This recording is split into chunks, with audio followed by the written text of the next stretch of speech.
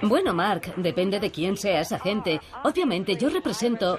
Expertos. No podemos vivir sin ellos. Es sencillo porque yo lo soy. Lo utilizan como algo sucio. Nos dicen cómo arreglar nuestro coche, cómo decorar nuestra casa, cómo criar a nuestros hijos y cómo cocinar nuestros alimentos. Pueden utilizar cebollas rojas pequeñas. Nos dicen qué vinos beber, qué arte comprar. Seamos creativos. Y qué opiniones debemos tener. Además de cómo comer bien, cómo hacer ejercicio bien y cómo vivir eternamente. Hay que dejar que el resfriado siga su curso. Están en todas partes y los necesitamos porque vivimos en un mundo frenético donde hay demasiada información para procesarla nosotros mismos. Nos dicen qué coches son los más seguros y después se retiran esos coches del mercado. Si quieres ponerte a dieta, alguien va a decirte qué debes comer, y si quieres cortarte las uñas de los pies, habrá un experto que te dirá cómo hacerlo. Incluso en cómo vivir ha llegado a haber expertos. Cada día aparecen ejércitos de nuevos expertos, analistas, eruditos, consultores y otras autoridades para cubrir nuestras necesidades en los medios y en todas partes. Soy un experto en supervivencia en la cárcel. Soy todo un especialista. Predicciones. Las acciones van a bajar, Amanda. Se van a desplomar. Y a menudo les cedemos nuestras opiniones porque, bueno, son expertos. Ellos deben saberlo. ¿O no? Con la caída de la bolsa de 2008 descubrimos que nuestros analistas más importantes, nuestros gurús de las finanzas, no sabían gran cosa. Y ningún experto predijo la reciente primavera árabe, aunque todo el mundo tuvo mucho que decir a posteriori. Mubarak va a resistir hasta el final. Un imperio del mal a la iraní. Entonces, ¿qué ocurre con los que hay por ahí? ¿Deberíamos hacerles caso? Ser un experto significa que uno toma decisiones correctas y acierta más en sus predicciones que una persona normal, o todo es parte de un nuevo culto, una industria de los especialistas en expansión que se ha convertido en nuestra nueva religión. El experto medio acierta tanto como un chimpancé tirando un dardo. El poder de los expertos, de los falsos verdaderos expertos o de los verdaderos falsos expertos es terrible. Es una especie de gran ejército de inútiles. Y se les da una autoridad absoluta en los medios de comunicación. Hay un altísimo porcentaje de eruditos que no son absolutamente nada más que fachada. Y ese es el titular de hoy.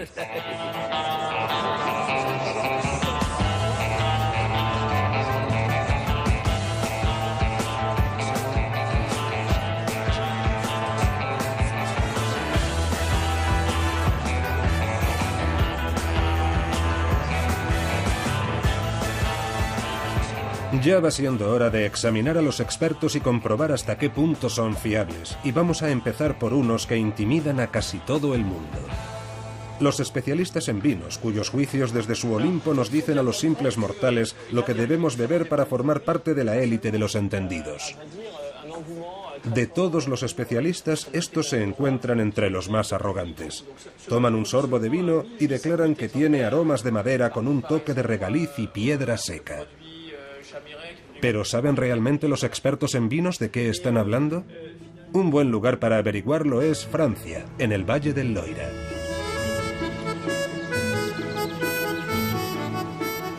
Frédéric Brochet empezó a catar vinos en las bodegas de su padre cuando solo tenía 11 años. Hoy en día produce 1 millón de botellas al año en Château Domaine-en-Pelidé. Pero Brochet también es profesor de enología, la ciencia del vino, en la Universidad de Burdeos. Dice que la mayoría de los expertos en vino son incapaces de distinguir un gran caldo de uno normal, y lo ha demostrado con numerosos experimentos. En un estudio, Brochet pidió a 56 de estos eruditos que probaran 2 botellas de Burdeos, una etiquetada como un selecto gran vino y la otra como un vino de mesa cualquiera.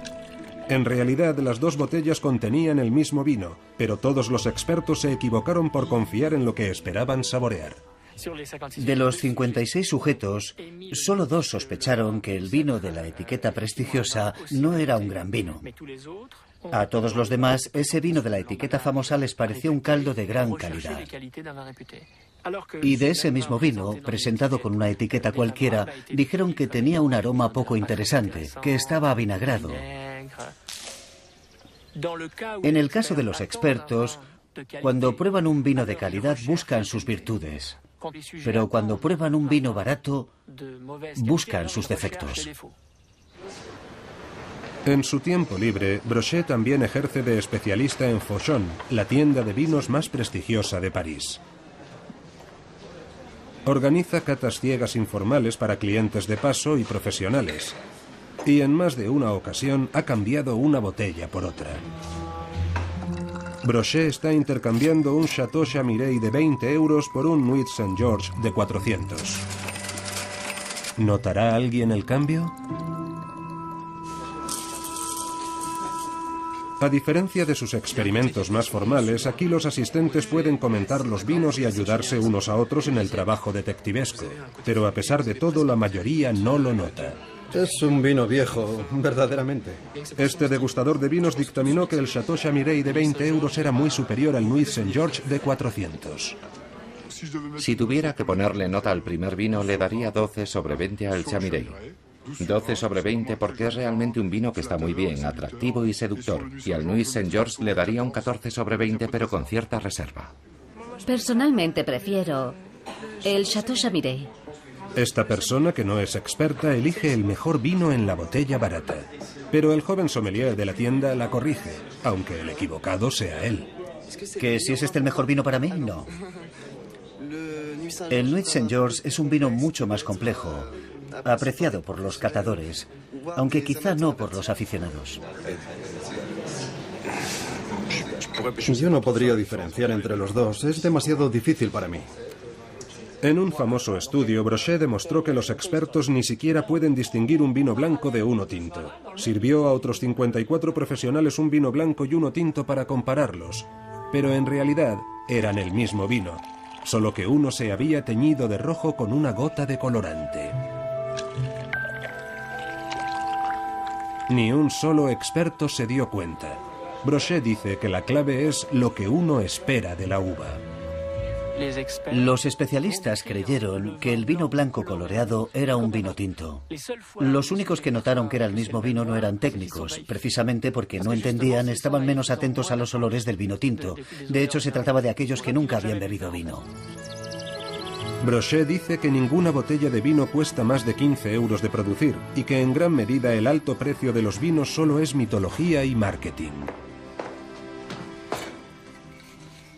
Son los catadores mismos los que crean las diferencias entre los vinos. Así que tenemos que confiar en nosotros mismos, es decir, en nuestro gusto. Pero los expertos en vinos no son los únicos que dictan nuestros gustos, y en algunos campos las cantidades de dinero en juego son muy elevadas. En el multimillonario mercado del arte es difícil saber qué pinturas tienen un gran valor y vale la pena comprarlas y cuáles son simples copias. Pero un buen experto puede ayudarnos a decidir. O eso creemos. Aunque también aquí los grandes profesionales pueden equivocarse por confiar en lo que esperan ver. Esta exposición de la London National Gallery es bochornosa. Tanto que de hecho estos cuadros normalmente están escondidos en los sótanos. Sin embargo, ahora han salido a la luz para que los vea todo el mundo. Es una colección de falsificaciones que engañaron a los expertos y conservadores del museo durante décadas. La Pinacoteca ha tenido el valor de exponerlas al público, pero si pensamos en las falsificaciones que se han mostrado en los museos de todo el mundo, esto no es más que la punta del iceberg. ¿Cómo puede ocurrir? Con ustedes, John Mayat, un artista británico que falsificó más de 200 obras de grandes maestros, desde Monet a Matisse, y las hizo pasar por originales con la ayuda de un timador. Nicolas de Staël, no sé si han oído hablar de él. Durante casi una década, Mayat engañó a los críticos, galerías, museos y casas de subastas más importantes del Reino Unido en lo que Scotland Yard llamó el mayor fraude artístico del siglo XX.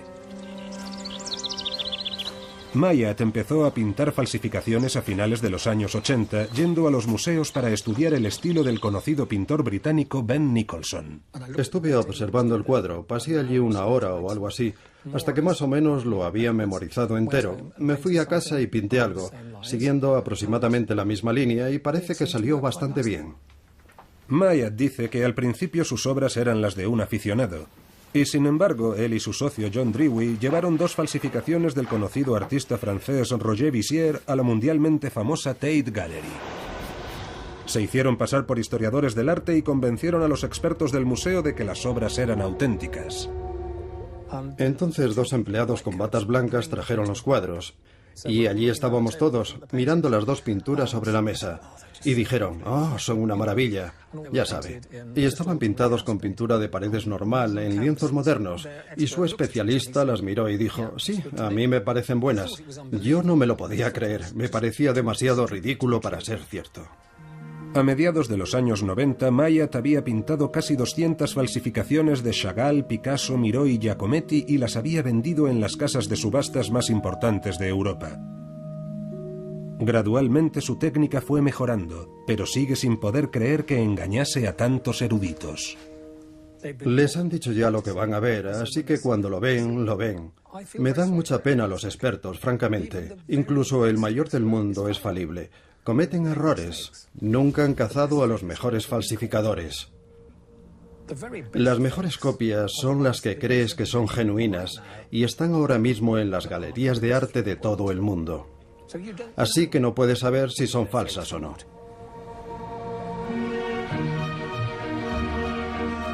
En la National Gallery, la conservadora Marjorie Wiseman dice que hasta los mayores expertos cometen errores, porque como los degustadores de vino, en el fondo quieren y esperan creer que han encontrado algo especial. Todos los historiadores del arte, todos los conservadores, quieren hacer el próximo gran descubrimiento. De modo que quieren encontrar una obra maestra desconocida. Y a veces se olvidan de hacer bien los deberes. Creo que la causa muchas veces es la codicia. Y no solo la codicia económica, sino la codicia académica. Quieres que se te reconozca un gran descubrimiento.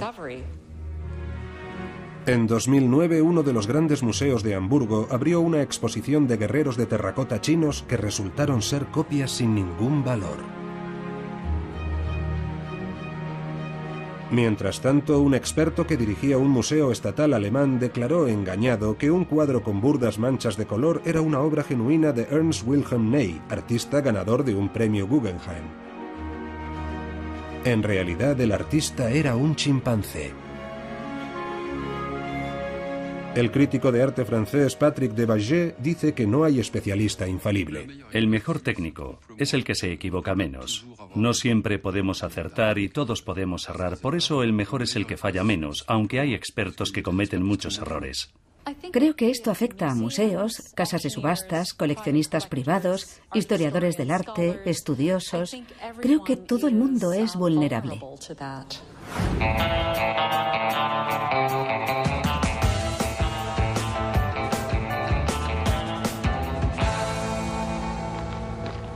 Puede que el arte y el vino tengan cualidades difíciles de juzgar, pero los negocios se basan en hechos fríos y reales. Por eso hay incontables asesores empresariales y consultores de dirección cuyos consejos llenan librerías enteras. Pero ¿qué los convierte exactamente en expertos? Cuando el exconsultor de la gerencia de Matthew Stewart empezó, no tenía conocimiento alguno sobre negocios, solo una licenciatura en filosofía. Pero su jefe le dio un curso de dirección de 3 semanas que lo convirtió en experto de la noche a la mañana. Yo era un consultor accidental, digamos que caí de rebote en la compañía. La primera sorpresa que me llevé fue que mi absoluta falta de formación no importaba. Yo no sabía cómo funcionaba la bolsa. En poco tiempo, Stewart se convirtió en un consultor estrella de la Jet Set que viajaba por el mundo aconsejando a grandes empresas y gobiernos. Y en su libro El mito del directivo, por qué los expertos siguen equivocándose, explica cómo cualquiera puede hacerlo si tiene la imagen adecuada. Así que hay una serie de consejos muy simples si quieres ser un experto. Lo primero, es importante ser alto. Esa siempre es una buena forma de emitir autoridad. Lo segundo es llevar objetos brillantes, de oro, cosas que muestren que eres rico. Conducir el coche adecuado, alojarse en el hotel preciso, nada vende como el éxito. Eso es muy importante para establecer que uno tiene experiencia. Demuestras tus conocimientos y tu experiencia con el resultado, con el hecho de que has vuelto esas fuerzas a tu favor. Maximizar. Minimizar. Pensamiento innovador. Para pasar por profesional de éxito, dice Stuart, también hay que hablar como ellos. Necesitas dominar determinada jerga. Así que hablaba mucho de balances finales. Decía maximizar en lugar de mejorar. No se puede decir, nuestra estrategia se basa en hacer lo que sabemos hacer bien. Dices, se basa en nuestra competencia esencial. Así es como te conviertes en experto.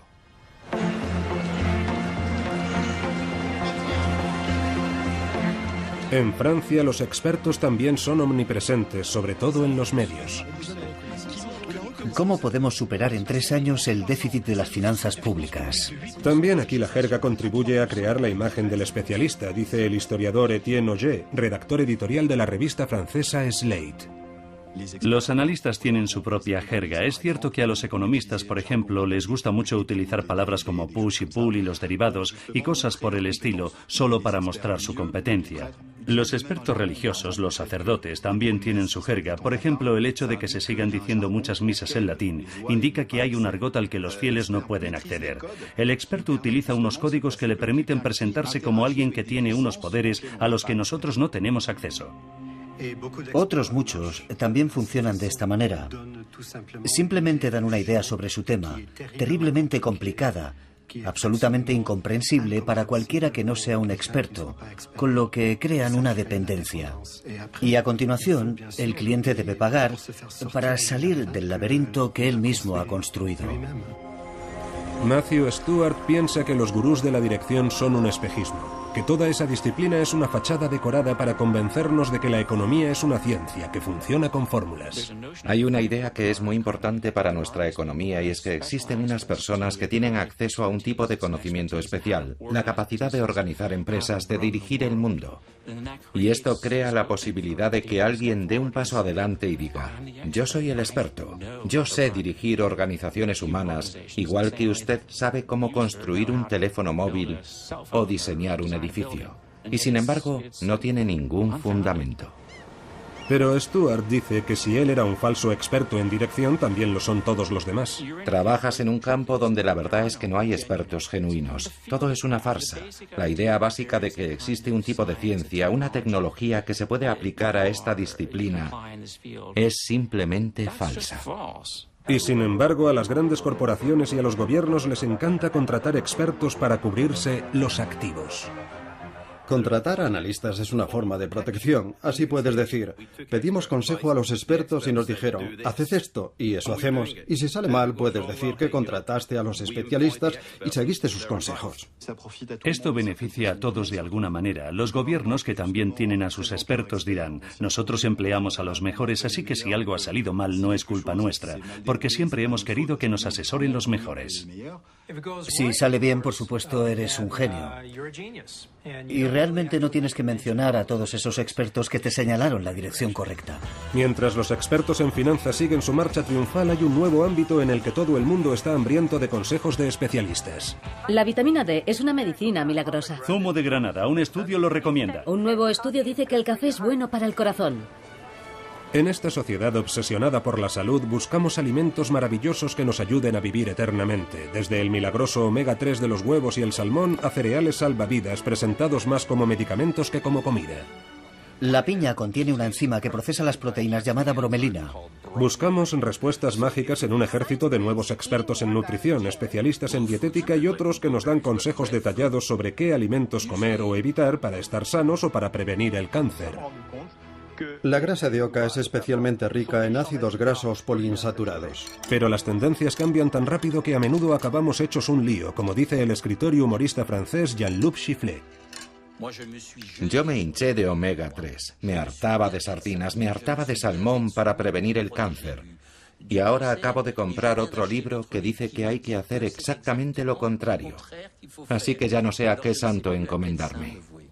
El Dr. Ben Goldacre es un conocido crítico científico y escritor británico. Dice que muchos expertos en nutrición tienen una escasa formación o conocimientos. Hay un vasto ejército de gente ofreciendo todo tipo de consejos y se hacen llamar nutricionistas.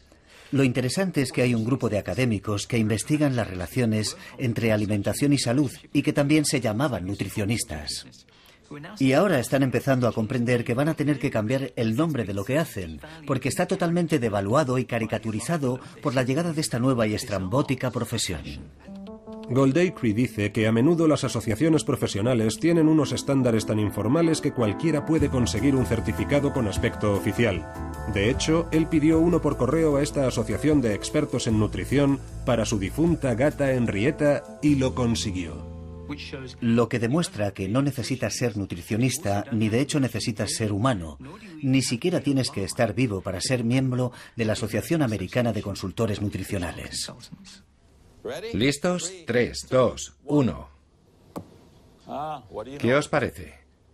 En lugar de una explosión tenemos una lámpara. El Dr. Joe Schwartz es el perro guardián oficial de la Universidad McGill. El falso experto es un gran problema en el mundo científico. Muchos de estos técnicos o presuntos especialistas son unos charlatanes. Los resultados que hemos obtenido con miles de pacientes con todo tipo de cánceres demuestran que SIAC cura el cáncer. ¿Lo han oído? Un tratamiento contra el cáncer. Están promocionando tratamientos para el cáncer que no funcionan. Están promocionando suplementos dietéticos que no funcionan. Este peróxido de hidrógeno de uso alimentario es la única forma de curar desde el cáncer al eczema, la gota, la artritis. Y por supuesto solo hay que seguir el dinero para ver por qué están haciendo esto. Schwartz dice que otro problema es que también los expertos respetables son contratados para hacer estudios por industrias que pueden comprometer su imparcialidad. Una vez que te están pagando es muy difícil ser totalmente objetivo. Siempre hay un sesgo que sabes que la gente que te paga quiere que se adopte, aunque no se haya hecho explícito en ningún momento. Así que cada vez que hay dinero por medio, creo que el experto es de algún modo cuestionable. Ben Goldacre dice que el interminable desfile de especialistas que prometen resultados mágicos en los medios y en Internet nos aleja de las costumbres a largo plazo que deberíamos adoptar para estar sanos. Yo podría escribir el libro de la vida saludable del Dr. Goldacre como un libro de consejos diarios y diría exactamente lo mismo en las 365 páginas. Tienes que comer más fruta y más verdura todos los días durante 70 años. Y lo siento mucho, de verdad. Siento que tenga que ser durante 70 años y siento que su cura de adelgazamiento de 5 días no funcione, pero esa es la realidad.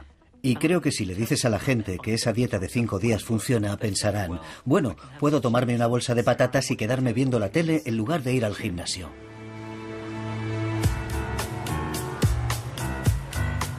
Pero ¿hasta qué punto está extendida la falta de pericia entre los expertos? Christopher Cerf es uno de los fundadores de National Lampoon. Víctor Navasky es exdirector del semanario The Nation. Estos dos hombres dirigen el Instituto de Expertología, una institución ambulante que va donde quiera que hagan falta expertos sobre los expertos. ¡Voilà! El Instituto de Expertología. Juntos han escrito un libro que reúne las grandes predicciones de expertos de todos los tiempos. Por ejemplo, el mercado bursátil ha alcanzado una meseta permanente. Irving Fisher, economista de fama mundial, justo antes del crack bursátil de 1929.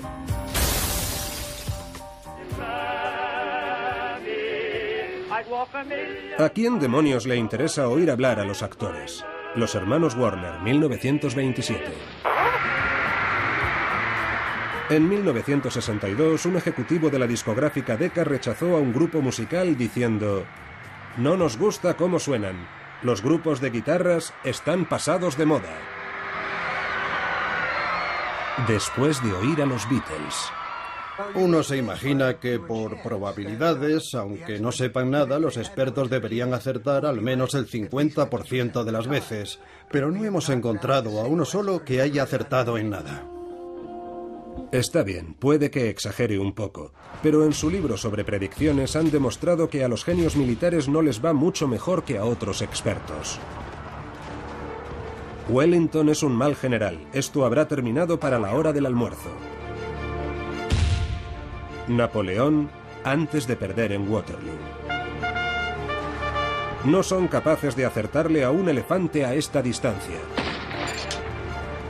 Últimas palabras del general John Sedgwick, Guerra de Secesión Americana.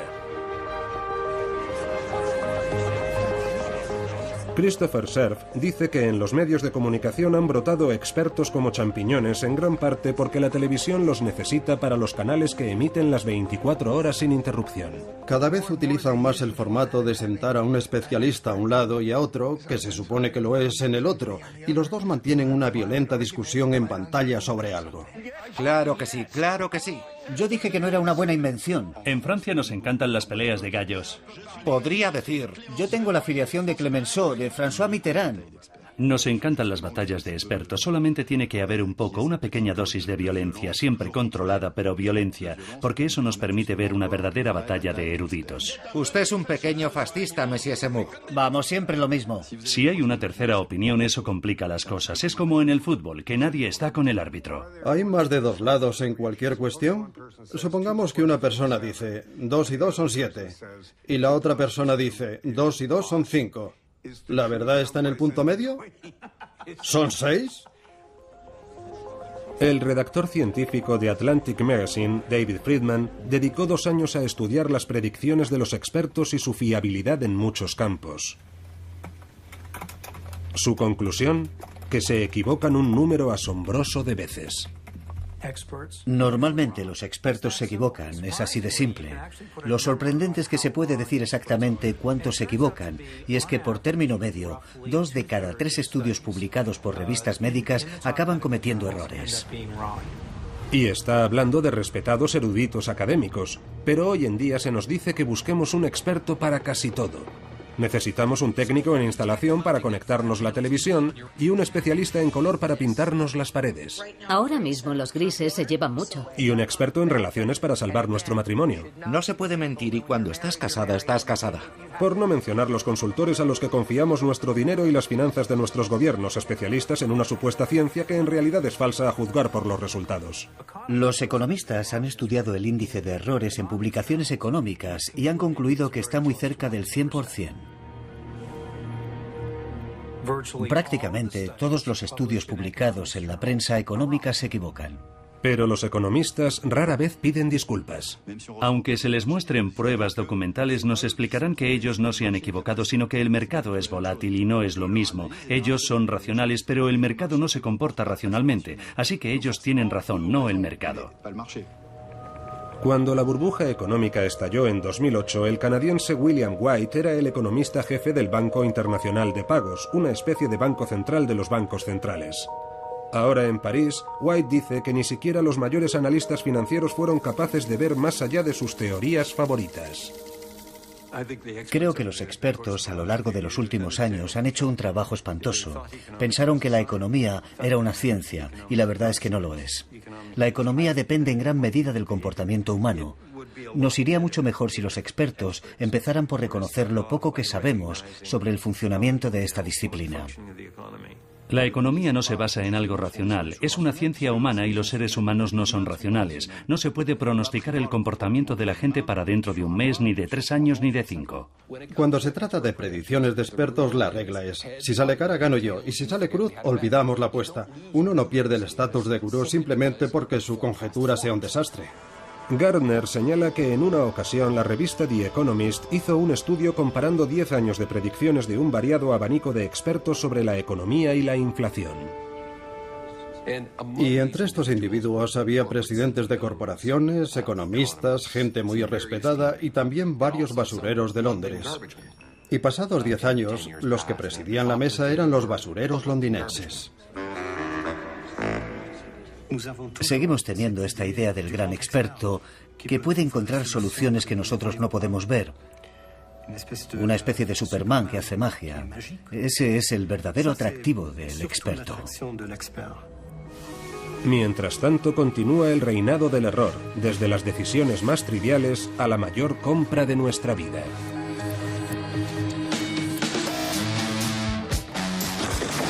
Vale, genial. Dame un máximo para tener un margen. Con ustedes Mike Holmes, una estrella de la televisión canadiense, quien ha emprendido una cruzada para desenmascarar a los expertos que hacen grandes chapuzas en la reforma de las viviendas. Su última serie de reportajes tiene un nuevo objetivo: los inspectores de viviendas. Y entonces llega la inspección Holmes. Sí, ellos también cometen muchos errores y salen realmente caros. ¿Por qué aquí? Hoy el equipo de Holmes está grabando en esta casa de Toronto. Se vendió por $280.000 después de que un experto inspector de viviendas le diera el visto bueno. Cuando empezaron los problemas, el nuevo propietario acudió a Holmes, que descubrió que hacían falta $200.000 más para las reparaciones. Pero Holmes ha visto cosas mucho peores. Toda la fontanería está hecha polvo. Dice que el verdadero problema es que se ve a los inspectores de viviendas como especialistas altamente cualificados, y muchos tienen una experiencia mínima cuando no nula. Para ser inspector de viviendas solo tienes que chasquear los dedos. Hay un curso de 1 hora que puedes hacer online. Hay un curso de 2 semanas. Pensemos un poco. ¿Qué formación tienen? ¿De dónde salen? ¿Han construido casas? Los que han levantado viviendas son los que deberían ser inspectores. Pero si solo has trabajado en McDonald's e hiciste un curso de 2 semanas, de repente eres todo un inspector y ahora los dueños de las casas te consideran un experto. A pesar de todas las pruebas, la industria de los expertos sigue creciendo y fabricando nuevas autoridades sin cesar. Pero, ¿de dónde salen? ¿Cómo se convierte alguien en experto? Las nuevas crisis bancarias en Estados Unidos, en Alemania, en Francia. En el pasado usted ha escrito un libro o ha dominado algún sector o es un expolítico en busca de trabajo. El poder no es para brillar por brillar, el poder es para servir. Pero aquí en Francia tienen su propia escuela de expertos. La Facultad de Filosofía, origen de un buen número de los especialistas televisivos. Y luego está el fenómeno del orgullo. Las mujeres son hombres insatisfechos porque no tienen pene. La separación absoluta de las creencias y el espacio público. El filósofo en Francia es el experto de base. Es decir, que en todos los programas nos encontramos con ellos porque saben de todo. Son capaces de hablar tanto del calentamiento global. A pesar del calentamiento climático con el que nos calientan las orejas, la nieve no va a dejar de caer en invierno. Como de dar su opinión sobre la desaparición del Polo Norte o la sexualidad de la mujer checoslovaca. Por eso tienen un título de filosofía, porque eso les permite opinar sobre todo. Cuando uno es primer ministro debe tener sangre fría. Es la aristocracia del pensamiento. Los odiamos, pero estamos orgullosos. Podemos criticarlos, pero usted no. Pero hoy en día en Estados Unidos hay formas mucho más rápidas de convertirse en experto que aprender mucho de algo. Porque fabricar especialistas se ha convertido en un nuevo negocio. Hay quien dice que puede convertir a cualquiera en un experto en pocos días. Sí, incluso a usted. Esta es la Escuela de Expertos. Hola, me llamo T.J. Walker y ayudo a la gente a mostrarse relajada, cómoda y segura en televisión. ¿Qué pasa? Estoy embarado, incómodo. ¿Por qué nadie va a escucharme y respetarme? ¿Por qué voy a respetar vuestra opinión si parece que os da miedo estar aquí? T.J. Walker enseña a la gente en pocos días a tener la presencia y a hablar como los expertos de la televisión. Porque imaginaos si yo os estuviera diciendo, voy a enseñaros a tener una imagen increíble y hacer que la gente piense que sois los mayores expertos del mundo. ¿Qué habéis notado? Por lo menos no es la bragueta. Cuando se trata de ser un experto en los medios, si hay una sola cosa que no funciona, eso será lo único que recuerde la gente. Está funcionando desde hace 25 años. Sus alumnos pagan entre $2.000 y $7.000 y el abanico va desde médicos y empresarios de éxito a agentes de relaciones públicas que quieren ser conocidos en su campo como expertos televisivos. Como Sarah Harding, que fue Miss Fitness y ahora intenta darse a conocer como erudita televisiva en ejercicio físico. Totalmente. Me encantaría ser experta. Quiero que la gente me vea como una experta en mi especialidad. Desde luego me gustaría ser un experto conocido en el campo de la venta al descubierto. Me gustaría salir en la CNN algún día. Me gustaría ser experta en psicología deportiva para ir a los programas de noticias y deportes a hablar de esta modalidad y de cómo influye en los atletas. TJ dice que hay una enorme demanda de expertos por el gran crecimiento de la televisión por cable. Ahora mismo hay una tremenda necesidad de ellos por una razón, porque es barato. No hay nada más barato que tener a un anfitrión obstinado y llevar a un par de personas igual de pertinaces, una a cada lado de la mesa, una contra otra. Y sale prácticamente gratis. Y para mucha gente ser experto es una fantasía. Para mucha gente es una fantasía ser gurú. Es una salida profesional muy atractiva. Puede ser apasionante. Y muchos están intentando conseguirlo. TJ dice que podemos convertirnos en expertos si escribimos un libro o disponemos de un título de algo. Pero la forma más fácil es tener una formación básica, aprender a moverse en los medios y conseguir algún tipo de exposición. Porque si has salido en televisión una vez, ya te consideran como un especialista. Y la prensa y la radio también te buscarán. Muy bien. ¿Cuál es la forma más fácil para que os llamen? Os garantizo que así os convocarán. La forma más fácil de que cuenten con vosotros es esta. Eso es. Atacar. Usted nunca es responsable de sus pensamientos. Espere, ¿yo no soy responsable de qué? Le echa la culpa a todo el mundo y dice que avasallo. No me va a avasallar con sus desvaríos. Puede desvariar todo lo que quiera. La regla de oro de TJ es ser simple y no dudar. Cuanto más absolutamente seguro de sí mismo suene, más probable es que haga carrera como experto en televisión. Así que diga siempre, siempre y nunca, pero nunca diga quizás. Cada vez que afirméis algo rotundamente, absolutamente, siempre, debe hacer esto, tiene que hacer esto. Cada vez que hagáis eso, os van a llamar una y otra vez. Y así otra promoción de autoridades prematuras sale a la calle a vender certeza junto al creciente ejército de expertos que solamente lo son en dar opiniones. Un profesor de Berkeley es el mayor experto mundial en expertos. Lleva estudiándolos atentamente 20 años. El profesor Philip Tetlock ha seguido a 300 expertos gubernamentales y mediáticos de alto nivel durante 2 décadas, en las que han hecho 82.000 predicciones. Entre ellas había previsiones económicas y pronósticos políticos sobre acontecimientos mundiales.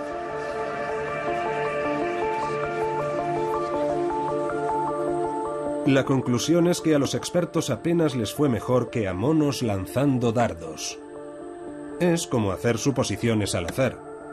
Y cuanto más famosos son y más seguros están, más a menudo se equivocan. Los peores, aquellos cuyas predicciones se alejaron más de la realidad, tenían opiniones muy tajantes. La fórmula para equivocarse totalmente es tener opiniones muy tajantes. No estar dispuesto a revisarlas ante nuevas evidencias y hacer pronósticos sobre un futuro lejano. Vamos a ver unos índices de desempleo al nivel de la depresión de un 22 a un 25%. $200 un barril de petróleo. Bian & Stearns está bien, no retiren su dinero. Y si se da la combinación de todas esas cosas, te das el batacazo. Tenemos a los eruditos que nos dan las respuestas más equivocadas y nos las ofrecen con la mayor certeza. Es a ellos a quienes citan los medios de comunicación y son los que más se confunden. De modo que si eres sensato y admites que todo tiene múltiples caras, no te contrata. Por lo tanto, nadie te oye, así que no eres un experto. Y al repetirse ese patrón a lo largo de muchos años, solo los que se van a equivocar con seguridad aparecen en televisión. Si un árbol cae en el bosque y no lo oye nadie, ¿hace ruido? Si hay un experto que es muy bueno en su disciplina, pero no lo oye nadie, no tendrá ninguna influencia en la opinión pública. Por lo tanto, no es siempre el mejor el que tendrá el mayor impacto. Si fuéramos más listos, si quisiéramos mejores respuestas, acudiríamos al experto que no tiene mucha confianza o al que tartamudea, al que duda y que se contradice constantemente. Creo que como regla, los expertos más aburridos son los que más aciertan. En casi todos los campos que hemos examinado hemos oído similares alabanzas del especialista desconocido e inseguro. Cuando ves a uno de ellos que está absolutamente seguro, entonces me salta la alarma y automáticamente digo, no, aquí hay algo raro. Quiero saber más. Creo que los analistas deberían mostrarse menos seguros, especialmente en el terreno de la economía. Pero, por supuesto, así es difícil ascender en el escalafón. Pero Matthew Stewart dice que la certeza es precisamente lo que venden los consultores empresariales. Si quieres ser experto, debes mostrarte confiado, seguro de tus recomendaciones. Tú sabes la verdad, se la estás comunicando a la gente.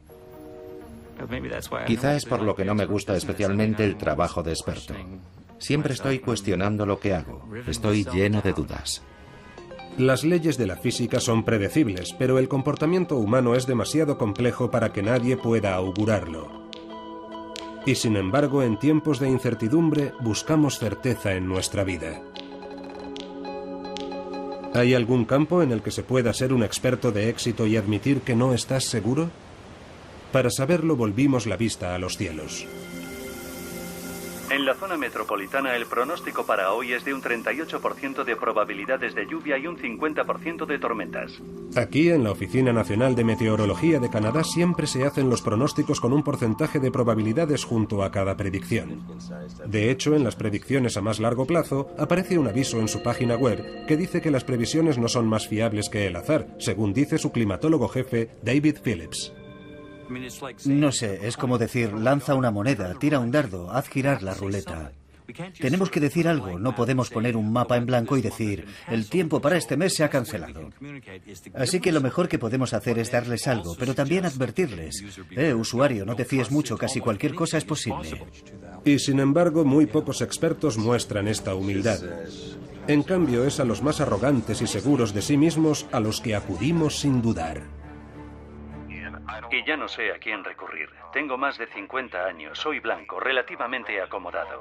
No sé con quién demonios me van a poner en la cárcel, no sé. Allí no hay violadores, no hay asesinos. El efecto que ha tenido en mi familia ha sido horrible. Ya, pues ¿sabe qué? Yo soy un experto en esto. Ha visto mi web. Sabe que cumplí 10 años. He estado en todos los niveles de custodia. Voy a ser sincero con usted, Mark. Está jodido, pero vamos a intentar mitigar los daños.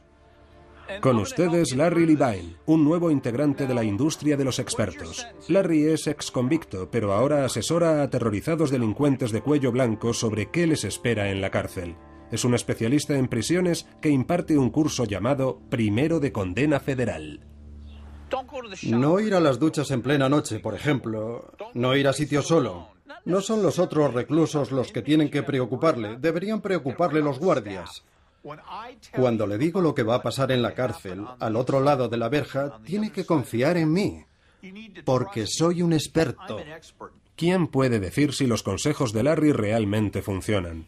Pero muchos clientes están desesperados por creerle, porque tienen miedo y no tienen a quién recurrir. Y quizás sea por eso por lo que todos acudimos a los expertos.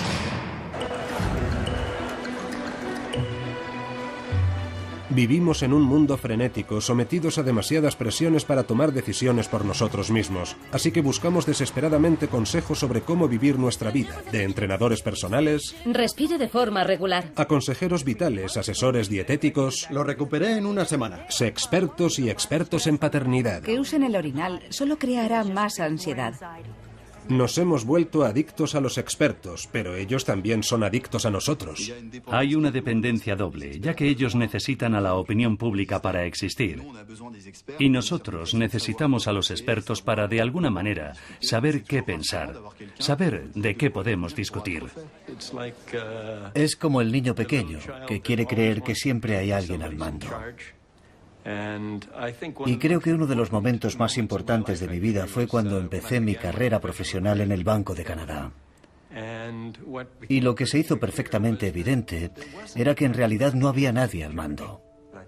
Pero pienso que todos queremos creer que alguien sabe y que alguien realmente entiende. Porque la alternativa, enfrentarnos a todo esto, en esencia el caos, es algo con lo que resulta muy difícil vivir, creo. Y será una relación en la que no habrá divorcio y será más feliz de lo que es en este momento. Durante milenios hemos acudido a la quiromancia, a videntes y adivinos para que guíen nuestras acciones y nos digan qué va a pasar en el futuro. Pero en el mundo actual somos demasiado sofisticados para creer en adivinos. Así que buscamos sustitutos. Se ha dicho que los que se ganan la vida con la bola de cristal están condenados a comer cristales rotos. Pero ese no parece ser el caso de los que están detrás del cristal de nuestra televisión, que siguen hablando porque necesitamos desesperadamente que alguien nos muestre el camino. Cualquier camino. Hay una tribu que cuando van a salir de caza no saben a dónde dirigirse. Entonces sus chamanes cogen un hueso de animal, examinan las grietas, lo tiran al suelo, observan hacia dónde señalan esas grietas y salen a cazar en esa dirección. Y es un sistema muy eficaz para evitar ideas preconcebidas. Si se sientan a discutir hacia dónde dirigirse, tienden a ir siempre en la misma dirección. Mientras que si hacen caso a las grietas del hueso, suponiendo que de alguna forma es un consejo fiable, van en direcciones que quizá no habrían elegido y en última instancia es más fructífero. Que los expertos tengan razón o no realmente no es tan importante. Los necesitamos y no importa que no sean infalibles, queremos creer en su magia. El experto actual es un poco como el chamán de los tiempos antiguos. El chamán utilizaba las entrañas de un pollo. Y el experto actual usa un PowerPoint, pero es la misma historia, ¿no?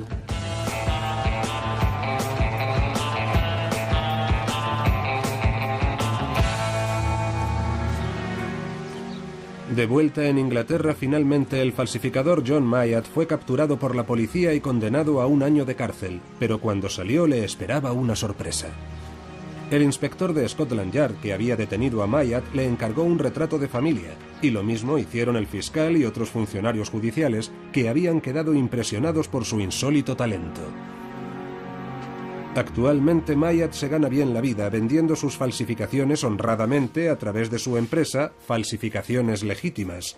Ahora está pintando esta copia de Monet para Ronnie Wood de los Rolling Stones. Una de las figuras tendrá su cara. Pero Myatt sigue engañando a los expertos. La policía cree que 120 de sus 200 falsificaciones siguen en circulación en manos de coleccionistas privados, tratantes de arte y quizá museos. Y Myatt prefiere dejarlo así. Bueno, si lo tienen y disfrutan teniéndolo y todo el mundo piensa que es auténtico, incluidos los expertos, ¿por qué demonios iba a ir nadie a decirles, ¿sabe qué? Lo he pintado yo? Así que quizás sí que sirva de algo recibir un mal consejo de un experto si quedamos satisfechos con el resultado. Pero por supuesto siempre habrá otro en algún sitio que tenga un punto de vista totalmente diferente.